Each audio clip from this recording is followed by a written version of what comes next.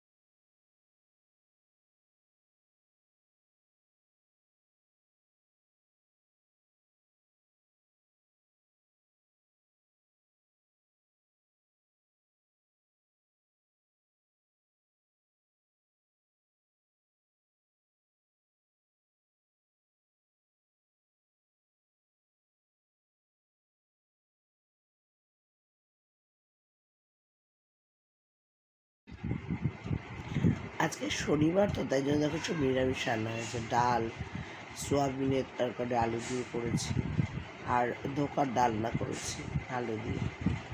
মার মতো ভালো করতে পারিনি, মোটামুটি একটু শিখেছি মার কাছ থেকে অল্প। তারপরে তো নিরামিষ রান্না আরও ঝামেলা গো, আরও মুশকিল এই রান্না করা। যাই হোক, মোটামুটি করেছি, একরকম এক প্রকার হয়েছে। মা দেখো ঠাকুর ঘরে দেখো মা পুজো করছে, শনিবার তো, হ্যাঁ ওপরে পুজো করছে আমার ঠাকুরের, রাধা গোবিন্দের সেবা।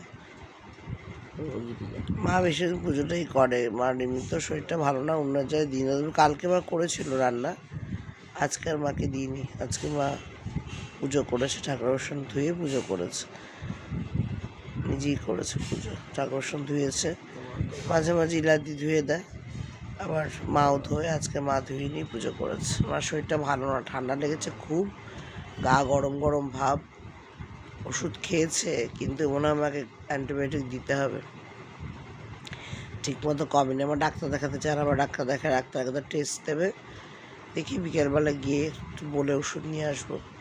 খুব ঠান্ডা লেগেছে মার, ওয়েদারটা তো ভালো নয়, ঠান্ডা গরম হচ্ছে বারবার। তারপর সকালে যা ঝড় বৃষ্টি হলো বাপরে বাপ, বিশেষ করে যা বাজ পড়লো প্রচণ্ড, অনেকক্ষণ প্রায় ঘন্টাখানেক লোডশেডিং ছিল যেন, বাজ পড়ে ঘন্টাখানেক আরও বেশি। যাই হোক, এই তো মার পুজো হয়ে গেলে তারপরে খাওয়া দাওয়া করে নেবো। এই দেখো যখন রান্নাটা করছিলাম তখন ভিডিও করেছিলাম, ওই সোয়াবিনটা মা যেরকম করে, মা কী করে জানো, সোয়াবিনটাকে আগে মাখে, যেমন মাংস মাখি সেদ্ধ করে মাখে, আমার দিদাও তাই করতো, খুব ভাল লাগে খেতে।